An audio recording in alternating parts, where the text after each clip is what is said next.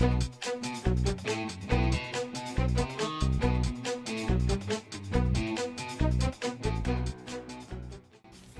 what's up, guys?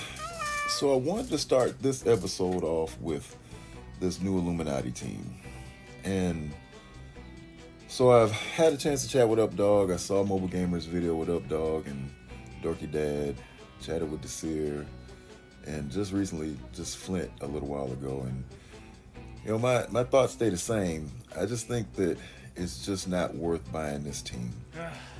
The estimates are $300 to get the full team, but I'm thinking it's going to be more like $500 to get the team where they're actually useful, and then maybe we get one Crucible season before they sell us the counter, which could be another $500.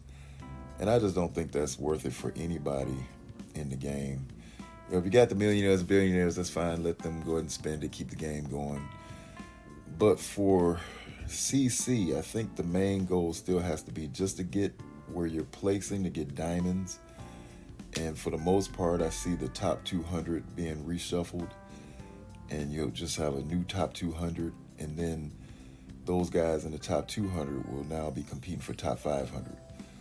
So the top 1,000 and top 500 will be different, and guys will be more competing for those places that don't spend on this team.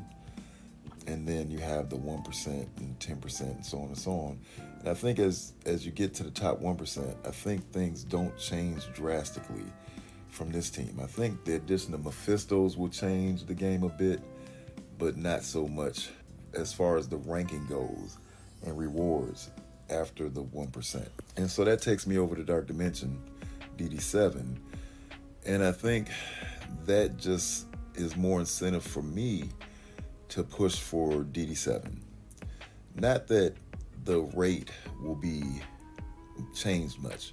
I'm in the global node, global 2, and I'm at the drop where Spider Weaver dropped, and I've already wasted a second attack just to kind of get around the barrage. And that came from talking to Pat, and he said that he had to do that. He said he had to waste 2 attacks just to get by that so he could move forward. And so I just wasted my second attack on that. This was the attack I just did, and the first attack was okay until I got to the Weaver drop. So we'll see if it takes another attack because of where I was. I'm hoping attack 1 is where I wasted the rest of that run. And I was trying to build up all of the cooldowns because it looks like I'm going to need all the cooldowns to move forward. And I was not quite there. I tried it several times, and I was not able to get much progress, and I didn't think it was ideal to waste the abilities. So I went ahead and took that as a sack and just got rid of basically Lizard and I guess the shield, whoever the shield guy is that taunts. And so that might open it up, but I may be blinded going in, so we'll see if that wastes another attack or not. But at the end of the day, I think we'll get better results trying to just get a Mephisto in our lineup and then compete that way. And as this team, I'm comparing it to the original unlock system from years ago. If they're going to Stargate it, then it's just kind of worth just, in my opinion, it's kind of worth just waiting on it. Because we'll eventually get the team. We just won't be in the top rankings doing it. And so I wouldn't go in investing a whole lot into this team right away. I mean, you can level them off. What I may do is level them all off at 16 over time. That's why I have them here in the versus battle favorites. But after that, I don't even know that these original 3 are going to be that useful to the entire team. They just need to be there, or at least 2 of them as we get the whole team. But they just need to be there for the unlock, and that's how it was in the old days. The event could be hard, but I kind of doubt it. It's just because it's Stargated, so that means get the stars and then you get the character. But to do all this just to get a 3 yellow, I'm comparing it to the original unlock system from years ago. If they're going to Stargate it, then it's just kind of worth just, in my opinion, it's kind of worth just waiting on it. Because we'll eventually get the team. We just won't be in the top rankings doing it. And so I wouldn't go in investing a whole lot into this team right away. I mean, you can level them off. What I may do is level them all off at 16 over time. That's why I have them here in the versus battle favorites. But after that, I don't even know that these original three are going to be that useful to the entire team. They just need to be there, or at least two of them as we get the whole team. But they just need to be there for the unlock, and that's how it was in the old days. The event could be hard, but I kind of doubt it. It's just because it's Stargated, so that means get the stars and then you get the character.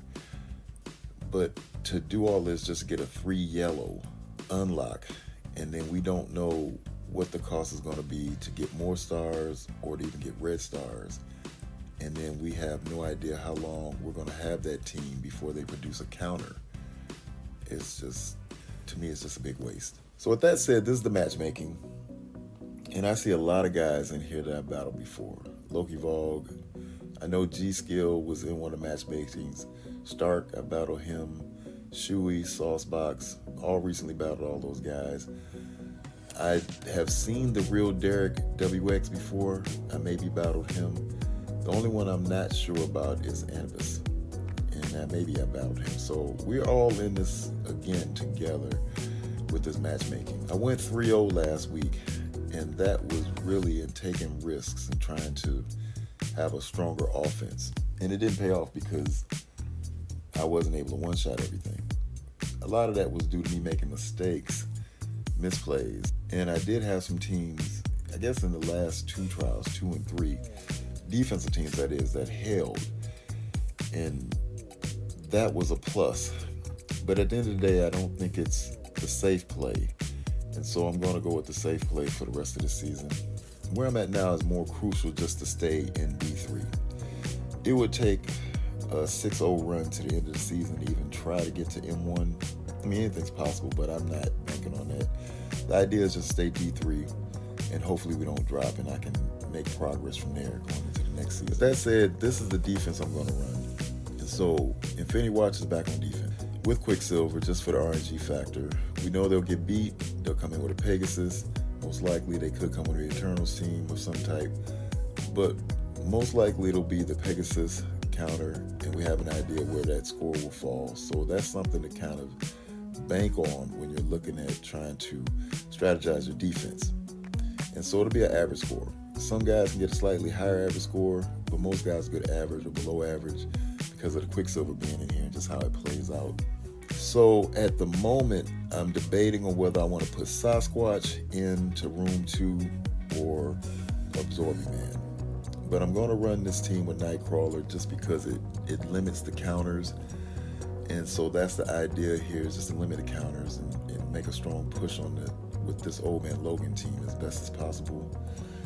And the same to be said with just coming with an extreme team. So at this point, I still think Sunfire has some value because he's part of Unlimited and has the Cosmic Crucible tags.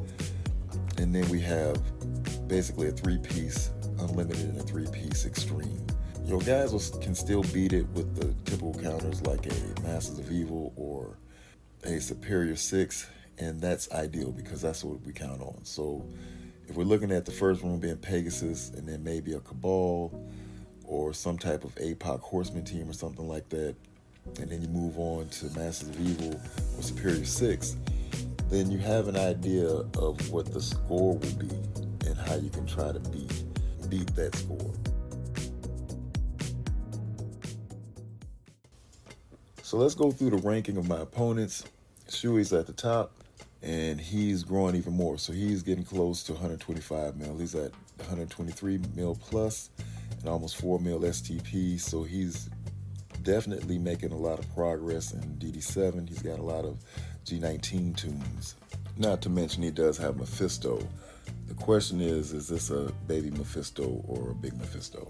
The real Derek WX, and I think I did battle him. I can't remember how that turned out, but he's right at 120 mil.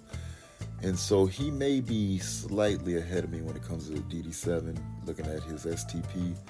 But once again, he's going to have a lot of G19 tunes. Anubis at 106 mil and almost 3.9 mil STP. Definitely a lot of G19 tunes. And I know I just recently battled Saucebox, and so he's over 100 mil and at 3.8 mil STP. So this will be a good battle if we get matched. G-Skill at 90 mil, over 3.8 mil STP. Once again, another guy with a lot of red gear on his tunes. Loki Vogue, even though his total collection power is not as high as ours, he is still right there with a lot of red gear at almost 3.8 mil STP. And then Stark, who's very good at Cosmic Crucible, right there with the rest of those guys when it comes to STP, so a lot of red gear. I will probably have the least amount of red gear on my tunes, so it just depends on where their red gear is, if it's on offense or defense. And I think that just plays into, how do I work my counter if it's on defense to try to get a good score or even clear the room, or if it's on offense, will their score be higher than normal because they have more red gear on the offensive counter. But for the most part, I think that this is a good matchmaking. I think this will be a good week going in, and I need it to be a winning week just to hold rank, and so that's the focus. Okay guys, chat later.